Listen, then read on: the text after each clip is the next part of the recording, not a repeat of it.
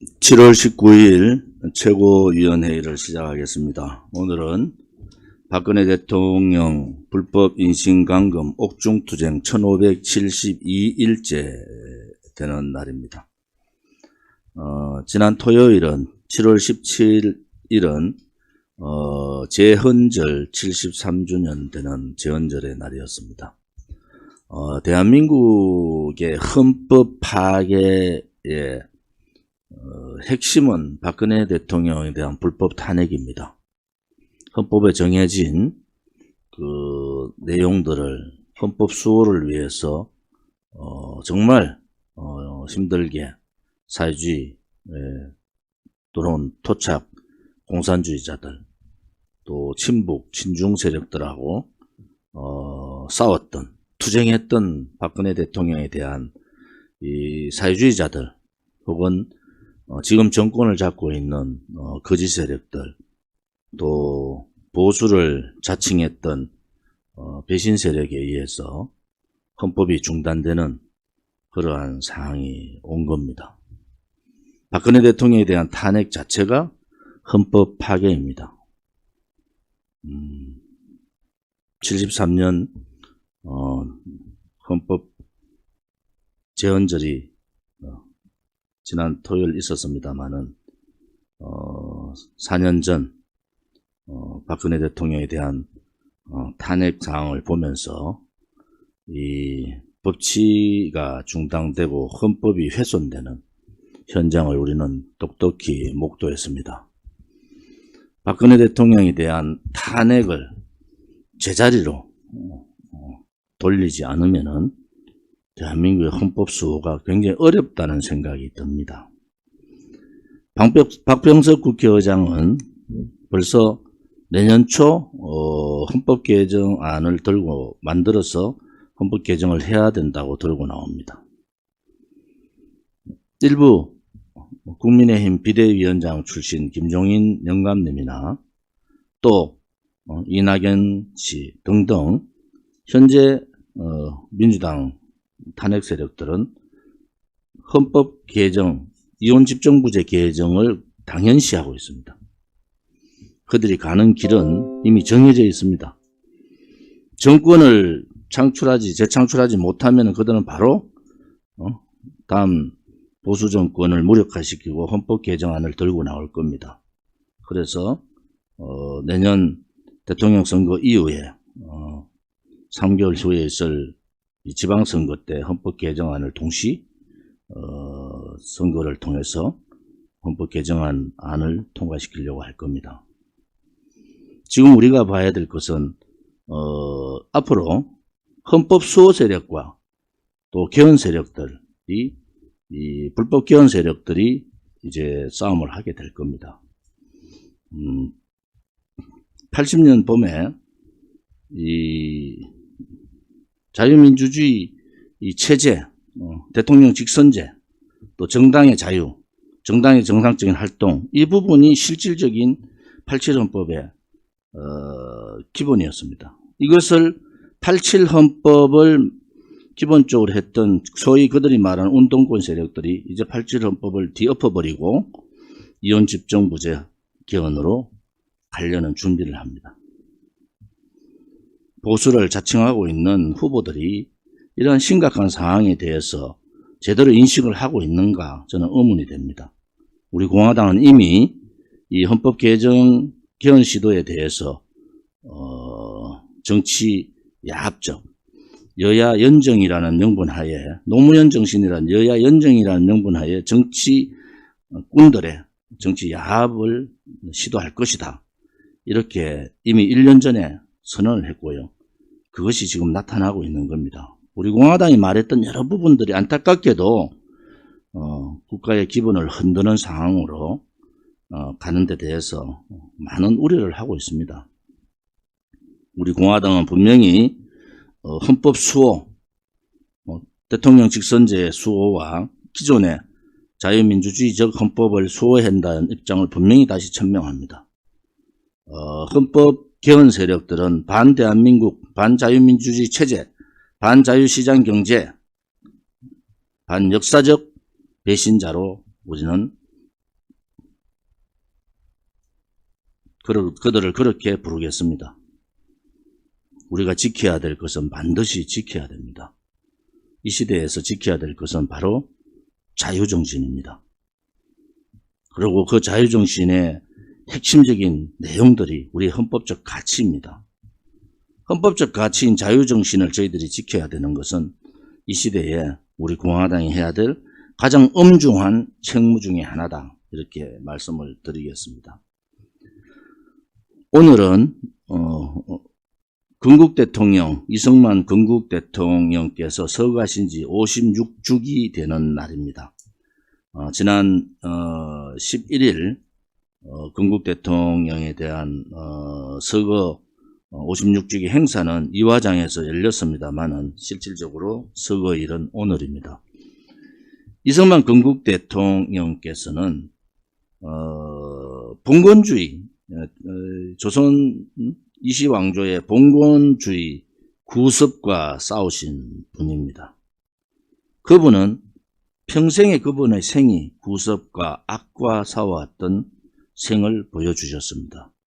봉건체제에 저항하고 봉건체제 타파를 위해서 목숨을 걸고 사형선고까지 받으면서 봉건체제 타파를 위해서 젊은 이승만 대통령은 젊은 시절에 그들과 싸웠습니다. 그리고 일본 제국주의의 침략에 맞서서 독립운동을 통해서 애국적인 활동을 하신 독립투사이시기도 합니다. 일본 제국주의나 나치즘은 전 세계의 반인류적 그러한 전쟁을 일으킨 전범들 아닙니까? 이승만 대통령은 일본 제국주의와 가장 가까운 대한민국에서 그들과 저항을 하고 싸우셨던 분이에요. 독립 투사로서, 임시정부 초대 대통령으로서, 또 미국에 계시면서 많은 독립운동을 하셨던 분이셨습니다. 선각자시며 독립애국지사였습니다. 일본 제국주의가 물러나고 이승만 대통령께서는 공산주의 악의 무리들과 싸우셨습니다. 그분은 자유정신을 바탕으로 하는 자유민주주의 체제를 신봉하셨던 자유정신의 신봉자였습니다. 제가 오늘 말씀드린 대로 그분은 구섭과 구악과 또 거대 반인륜적 세력들하고 목숨 걸고 투쟁을 했던 그러한 선각자셨습니다. 그러나 우리는 건국 대통령의 건국 정신을 이어받지 않으려는 세력들에 의해서 지배당하고 있습니다. 이승만 대통령의 자유정신을 거부하는 것 또한 거대 악입니다. 우리는 그 거대 악과 싸워야 됩니다. 이승만 정신 중심은 뭡니까? 자유정신입니다. 자유정신을 말살하고 헌법적 가치를 훼손하고 자유시장 경제를 무너뜨리고 자유민주주의 체제를 훼손하고 대한민국의 위대한 역사를 뒤흔들어버리는 문재인 정권과 싸우는 것이 2021년 우리 대한민국에 사는 국민들의 책무다. 이렇게 봅니다. 오늘 이승만 건국 대통령님의 서거 56주기에 우리는 다시 한 번 더 다짐을 해야 됩니다. 거대 악과 싸워야 됩니다. 거짓과 싸워야 되고 불의와 싸워서 반드시 이겨야 됩니다. 그것이 2021년 우리들이 해야 될 국민의 책무며 역사의 책무며 정당의 책무이기도 합니다. 우리 공화당은 그 길을 가야 됩니다. 오늘 이승만 대통령님 서거 56주기에 방역에 대한 제재가 많지만은 방역 제재 규칙에 따라서 오후 1시 반에 국립현충원 이승만 대통령님 4분을 참배하도록 하겠습니다. 지금 해외 파병 청해부대 용사들 301명 중에 247명의 확진이라는 있을 수 없는 사태가 벌어졌습니다. 국방부 장관과 해군 참모총장 관련 부서장의 즉각적인 파면을 요구합니다. 파면뿐만이 아니라 그 책임자에 대한 엄중 처벌을 해야 됩니다. 해외 파병 용사들에 대한 무책임한 방역 기준, 안일한 방역을 하면서 국내 국민들에 대한, 특히 자영업자와 소상공인, 많은 서민들에 대해서 K방역의 4단계를 적용하고 전국 수도권 외에도 5인 미만의 집합을 요구하고 있는 이 거짓 K방역 문재인 쇼의 지겨움을 느낍니다. 즉각적인 책임자 처벌을 요구합니다. 또한 국방위를 열어서 이 사태에 대한 진상조사도 요구를 합니다. 청해부대 용사뿐만이 아니라 해외 파병 용사에 대한 전반적인 백신 수급 접종 상황을 국민들께 밝혀야 됩니다. 중국 폐렴에 무책임한 무능한 대응에 대해서 우리 공화당은 문재인 정권의 즉각적인 사퇴를 요구합니다. 이번 사태는 북한만 바라보고 북한에 백신을 줘야 되겠다고 떠드는 정치권들의 민낯을 우리는 샅샅이 보고 있습니다. 더 이상 그들의 K방역 쇼에 속으시면 안 됩니다. 백신 수급을 미루든지 백신 수급에 대한 책임은 반역의 행위입니다. 백신 수급이 6개월 늦어짐에 따라서 수많은 자영업자 소상공인들이 도산하고 가정이 파괴되고 자살로 몰고 있습니다. 지금은 벼랑 끝에 몰려 있는 것이 아니라 벼랑에서 떨어지고 있는 상황이다.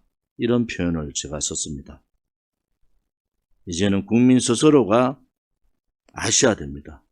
그들의 거짓의 민낯과 방역에 대한 무원칙적인 대응, 무능에 대해서 우리는 반드시 법정에 이 문제를 가져가야 됩니다. 앞으로 그들의 권력 남용에 대한 얘기들이 많이 나올 겁니다.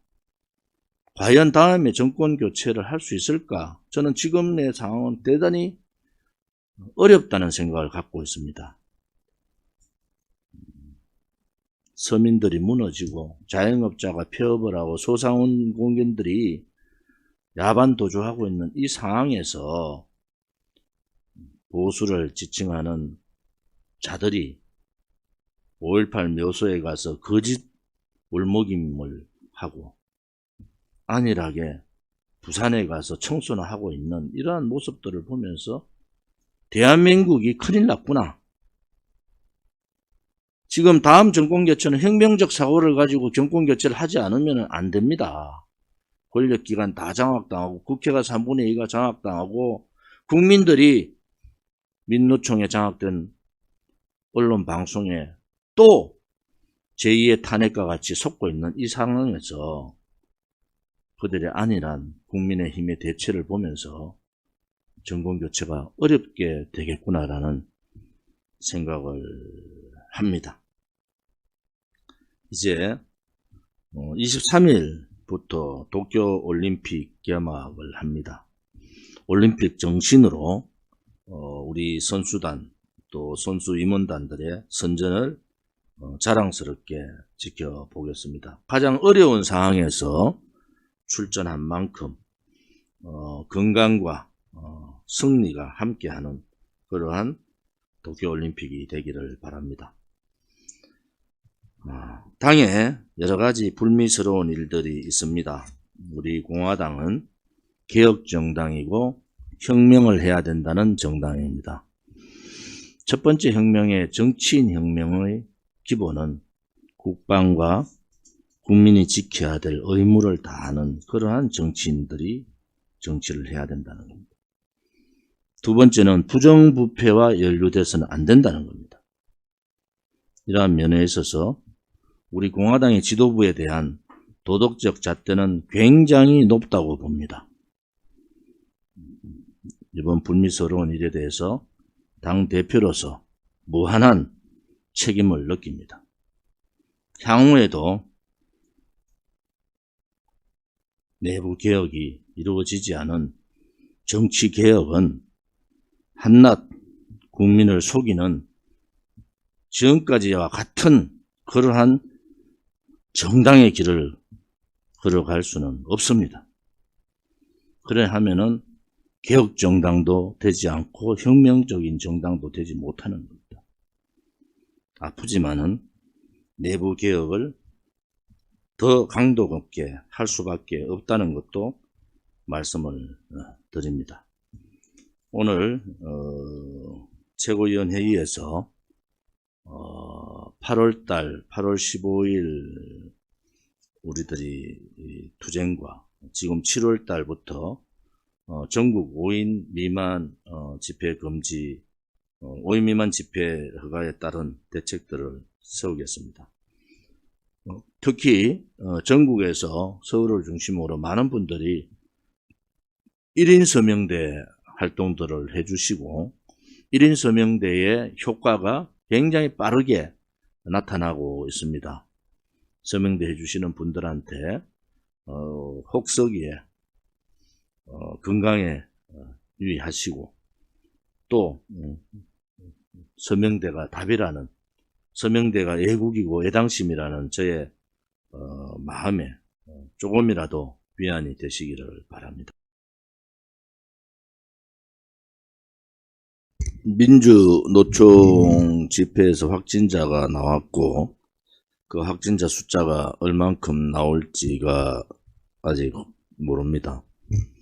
민주노총은 이 전수검사 요구에 대해서 마녀사냥이라고 하는데 작년 8월 15일 날 있었던 또 노영민 비서실장이 거기에 참여했던 분들을 살인자라고 얘기했던 그런 상황을 보면은 이 좌파 독재 정권은 방역도 정치적 선택에 따른 방역을 하는구나. 참 웃기는 놈들입니다. 그 당시에 작년 8월 15일 당시에 자유파 집회 때 그들은 통신자료, 기지국 접속 정보, 신용카드 사용 내역, 폐쇄 회로 CCTV 다 파악했지 않습니까? 민주노총에도 똑같은 잣대를 갖다 대야 되는 겁니다. 첫째, 통신기지국 접속 정보. 두 번째, 신용카드 사용 내역. 세 번째, 폐쇄회로 CCTV 등으로 집회 참석자에 대한 명확한 파악이 할 수 있는데도 안 하면서 말로만 김부겸 총리는 떠듭니다. 이러한 세 가지 사항을 조사를 통해서 민주노총이 실질적인 이 확진에 영향을 미쳤는지 안 미쳤는지를 조사를 해야 되지 않습니까? 그렇게 마녀사냥하던 1년 전에 그렇게 마녀사냥하던 그 서슬퍼런 방역의 칼들은 다 어디로 갔습니까? 특히 중요한 것은 경제가 자영업자가 다 죽고 소상공인들이 죽고 벼랑 끝으로 떨어지고 있는 이 상황에서 그들이 요구했던 집회의 핵심은 최저임금 인상입니다. 결국 그 집회로 인해서 5.1% 9,160원의 최저임금이 인상된 겁니다. 나라가 이런 식으로 망할 수도 있구나라는 생각이 듭니다. 현대자동차에서는 요즘 정년 연장 2년 더 하자, 64세까지 하자고 들고 나옵니다. 우리 공화당은 또 저는 노동위 간사를 비롯해서 환노위에 오래 있었던 사람으로 정년 연장 2년 연장이 정말 그 당시에 박근혜 정부 때 그때 새누리당에 있던 노조 출신들 또 노조위원장 출신 야당, 그 당시 야당, 지금 더불어민주당 이 사람들이 야합을 해서 정년 연장 2년 해버렸지 않습니까? 그러고 청년 일자리가 반토막 나고 그 청년 일자리 반토막 난 걸 막기 위해서 공무원 18만 명 이상 정원 카드를 들고 나왔고 그 정원 카드가 30년 공무원 일을 한다고 가정하면은 310조가 됩니다. 이런 터무니없는 짓을 했는데 현대자동차의 가장 기족적인 노조들이 또 정년 연장 64세까지 연장하자고 들고 나옵니다. 민주노총이 대한민국을 망하게 하는 악의 근원입니다. 이제 청년들이 좀 들고 일어나야 돼요. 여러분들의 일자리를 민주노총이 주동을 해서 여러분들 일자리를 반토막 내고 있다. 자영업자나 소상공인들이 들고 일어나야 됩니다. 여러분들이 제가 38곳의 시장을 다니면서 그 시장에 똑같은 요구 목소리가 최저임금 인상 절대 반대입니다. 52시간 근로제도 안 된다는 거예요. 그런데 이재명이란 자는 이 최저임금 인상과 52시간 근로제로 중심되는 소득주도 성장이 잘된 정책이라고 떠들고 있잖아요.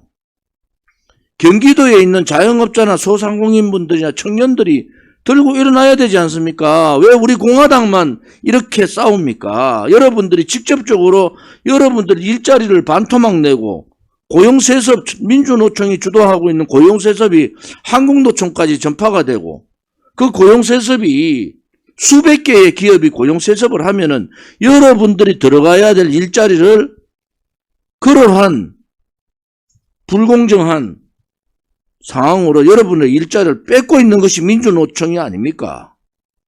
그러면 들고 일어나야죠. 들고 일어나기 힘들면은 우리 공화당으로 와야죠.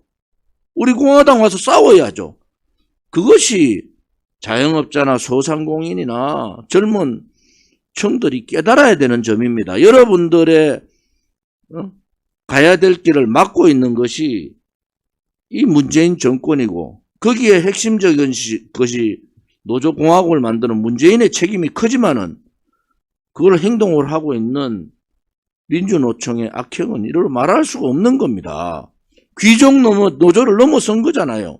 어떻게 노조가 1억 원 이상의 연봉을 받은 그러한 노조들이 대부분 차지하고 있고 그것도 모자라서 현대자동차가 중심으로 64세 정년 연장을 들고 나오고 있지 않습니까? 그것이 현대자동차의 한 개 회사의 문제가 아니라는 거예요. 거기가 통과되면 민주노총 전반적인 상황에서 한국노총과 손을 쥐고 문재인한테 나라를 넘기듯이 자기들의 이익을 위해서 64세 연장하면요. 청년 일자리는 이제 찾을 데가 없는 겁니다. 우리 공화당이 청년 일자리 문제하고 반노조 문제 여러분들 보셔야 돼요. 자영업자들도 깨달으셔야 됩니다. 여러분들 대변하지 못하는 과감히 버려버리세요. 청년 일자리 대변하지 못하는 정당 여러분들 버려버리세요. 그러면 세상에 변혁이 오고 세상에 개혁이 오는 겁니다. 그렇지 않고 멀뚱멀뚱 저 사람들이 국회의원이 102명에서 103명이 있으니까 뭘 하겠지. 뭘 합니까 여러분? 탄핵 정국에서 자기 양심조차도 버려버리고 자기의 어떤 이념도 다 던져버리고 대통령 되겠다는 자들이 이승만 국부대통령, 건국대통령, 진짜 민족의 영웅인 박정희 대통령 이러한 대통령 묘소도 한번 찾아가지 않는 것들이 무슨 대한민국의 보수를 자칭하고 나라를 이끌 자격이 있습니까? 젊음이라는 것은 청년이라는 것은 불의에 저항하는 겁니다. 대한민국이 가야 될 길을 막으면은 목숨을 걸고 싸워야 되지 않습니까? 여러분들이 민주노총의 이 악행을 여러분들 스스로가 침묵하고 있으면요, 여러분들은 그냥 일자리 없는 그러한 인생을 사는 거고, 일자리가 있어도 좋은 일자리, 귀족 일자리, 좋은 일자리들은 노조가 다 장악하고 있습니다. 금융, 주요 산업, 주요 기업들 다 장악하고 있는데 어디를 더 가겠다는 겁니까? 어디 대한민국의 고용을 세습을 마음대로 하고 말이지, 정년 연장을 2년밖에 안 된 정년 연장 또 연장하겠다 그러고 4년 됐군요. 여러분들이 저항하지 않으면 여러분들의 목은 없는 겁니다. 저는 정말 우리 젊은 이들이 정의의 진실에 바로 서기를 바랍니다. 제가 다시 한번 말씀드리지만은 64세 정년 연장 현대자동차 개별 회사의 문제가 아닙니다. 귀족노조의 악행, 노동법, 노동악법 철폐, 고용세습 폐지, 그 다음에 고용세습의 전수조사, 고용세습 외에 비정규직의 불법적 정규직화, 우리 공화당이 얘기하는 것을 여러분들이 지켜보셔야 돼요. 우리 공화당 동지나 자유우파 국민들이 젊은이들한테 얘기를 해야 됩니다. 당신들을 대변해주는 정당이 어딘가? 정의당도 아니고 더불어민주당은 더더욱 아니고 국민의힘은 능력도 없고 용기도 없는 정당입니다. 이제 우리 공화당만이 젊은 여러분들의 이익을 대변해 줄 수밖에 없다. 그래서 우리 공화당으로 힘을 모아야 된다. 이런 말씀도 함께 드리겠습니다. 제가 조원진과 함께하는 희망 배달을 저희들이 15일차까지 했습니다.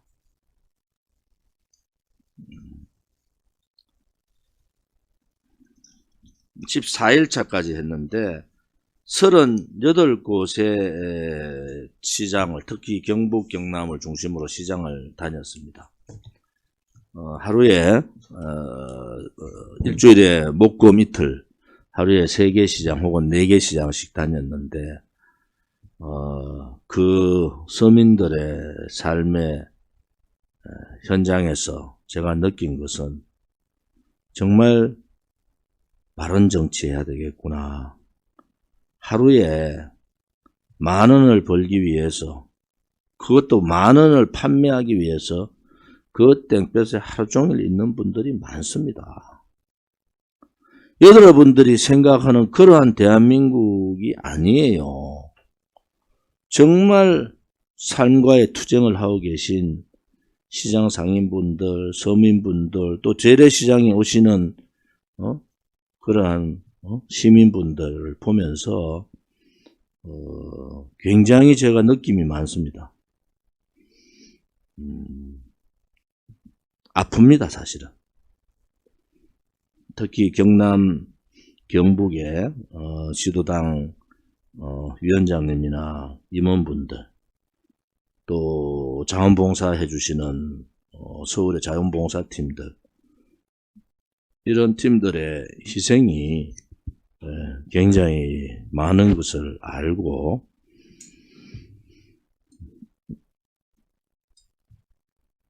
우리가 정말 가지 못했던, 한 번도 정치인들이 해보지 못했던 길, 한 번도 기존의 정당들이 가지 않았던 정당의 길, 한 번도 해보지 못한 정치혁명.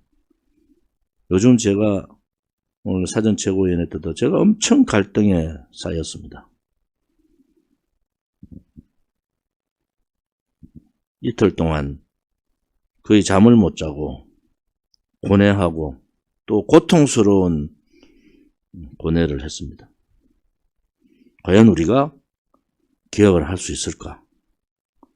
과연 우리가 이 혁명을 할 수 있을까? 과연 우리가 우리에게 가는 길을 그 길을 갈 수 있을까라는 고통스러운 시간을 지금 보내고 있습니다. 오늘도 마찬가지입니다. 그만큼 도덕적 잣대가 더 깊어지겠죠. 같이 창당을 하고 혹은 창당 이후에 같이 당에서 앞장섰던 한 사람이라도 당대표로서는 아깝죠. 그런데 가야 될 길이 아닌 것은 오히려 가면 안 됩니다. 그러면 당의 가치 자체가 무너지는 겁니다. 당의 가치가. 좌파들은요, 그런 문제가 터지면 자살하지 않습니까? 그 자살한 돈이 많아서 자살하는 게 아니에요. 부패한 돈이 많아서 자살하는 게 아닙니다. 그들은 그것이 이념이고 조직이라고 보는 거예요. 우리가 창당 4년이 이제 한 달 열흘 정도 남아 있습니다. 창당 4년 되는 8월 30일까지도 많은 고민들을 해야 될 겁니다. 우리가 걸어왔던 길은 위대한 길이고 한 번도 해보지 않은 길을 가고 있고 그 길을 가는데 많은 거짓 세력들이 엄해를 하고 지금도 엄해를 하고 있잖아요. 그럴수록 내부적으로 더 뭉쳐야 되고 내부적으로 더 도덕적이어야 된다. 제가 정당에서 돈 문제만 문제되지 않으면은 정당은 어느 누구도 건드릴 수 없다고 말씀드렸듯이 우리 공화당의 중심에는 그러한 사항들이 있어야 됩니다. 좋을 때는 저도 당대표인데 저한테 돈 주겠다는 사람이 얼마나 많겠습니까? 제가 그분들하고 옆에 가지도 않고 그런 애시당초 만남 자체를 안 하는 이유가 있습니다, 여러분. 좋을 때는 다 동지같이 보이지만은 조금 감정이 상하면은요, 그 사람들 제일 먼저 들고 일어나서 여러분들을 공격한다는 것을 아셔야 됩니다.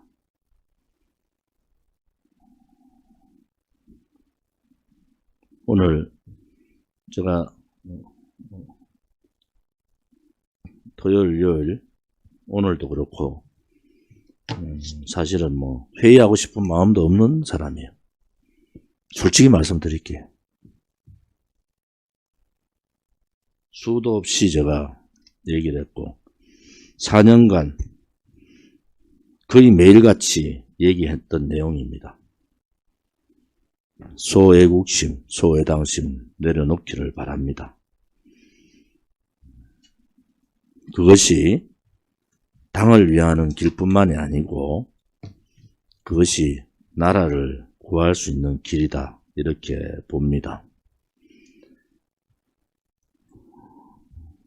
오늘 1시 반에 현충원 참배와 이승만 대통령 묘역 참배를 하겠습니다. 오늘 서거 56주기 아마 청년 최고위님들은 오늘 청년 최고위 기자회견을 했으니까 두 분을 제외한 나머지 최고위원들이 참배에 참여해 주기를 바랍니다.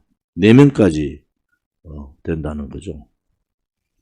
유튜브 분들 어떻게 됩니까?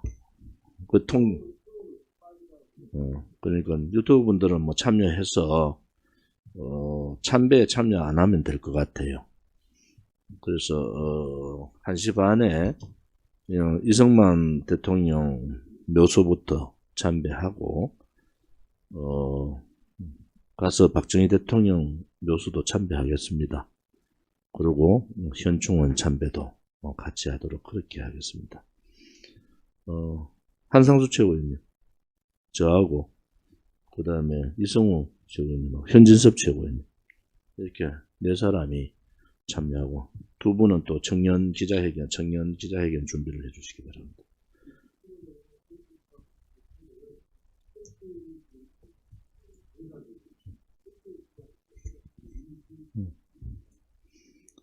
그 규정에 따라서 하면 되니까. 비공개로 전환하겠습니다.